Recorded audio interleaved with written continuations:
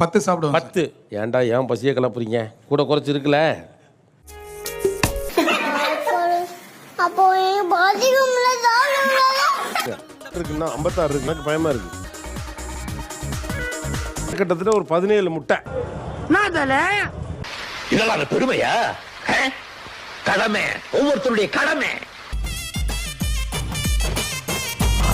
அவன் கை காட்டுறத பாரு, அள்ளி போட்டேன்றான்டா. நீ வாயா உட்காரு. பானிபூரி. ஏப்பா நீங்க ஏற்கனவே கலந்துக்கிட்டீங்க, பரவாயில்லையா? ஒன்றும் பிரச்சனை இல்லை சார். என்ன அது? ஏற்கனவே 17 முட்டை சாப்பிட்ட மாவீரன் மறுபடியும் பானிபூரி பண்ணணும். ஐயோ, மீண்டும் மீண்டுமா? 2. எப்பா யாராவது எண்ணிக்கங்க, எனக்கு ஒண்ணுமே தெரியல.